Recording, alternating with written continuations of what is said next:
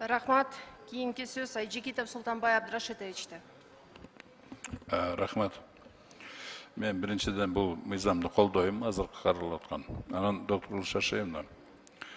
Мына бизде мектептер жетишиксиз экени бул жакшы эле маалым да бардыгына. Айрыкча чоң шаарларда, чоң шаарлардын атарабындагы айылдарда мектептер категорически, мындай катастрофически жетишпейт да.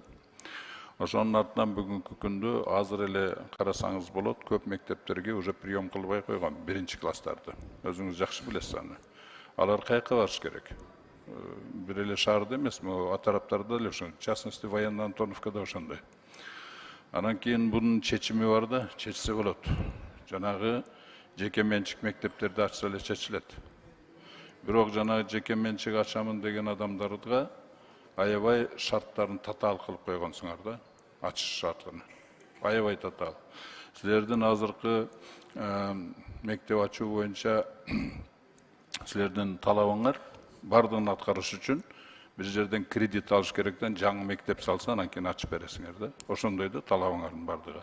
Бирок бүгүнкү күндө андай кредитти эч ким ала албайт. И бербейт эч кандай биздин банковский система. Анан жанагы өзүнүн үйлөрүнө мектеп кылабыз деген адамдарды болсо айтып атасыңар, ушу талабыңар боюнча. Анын статусуну нежилой помещение деп өткөрүп берет. Кайсы өзүнүн үйүнө нежилой помещение деп кайсы киши өткөрүп берет? Бул ошондой да, ошондуктан мындай шарттар жанагы менчик мектептерди ачканда өтө чоң, тоскоолдук, практически ачып болбойт мындай талаптар менен. Анан бул мындай талаптар только коррупцияга алып келет да. Ошондуктан сиз ушуну жакшылап карап койсоңуздар, жанагы талаптарын кайрадан карасаңыздар. Ошондуктан жанагы жеке менчик мектептерди ачканга министерстводон жардам берген ордуна мындай чоң тоскоолдуктар болуп калып атат да. Наоборот, жардам бериш керек. И ошого, значит, жанагы талаптарды анча-мынча жерлерин мындай несвойственный, вообще несерьезный, өтө аткарууга мүмкүн эмес талаптарды жокко чыгарыш керек. Ошондуктан ошону сиздер карап койсоңуздар. Бул обязательно анан кийин жакшы жардам берсеңиздер.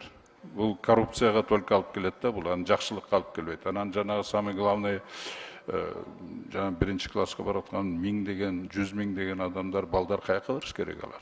Алардын проблемасын чечиш керек да. Жөн эле талап ушундай деп эле отура бермеген болбойт да.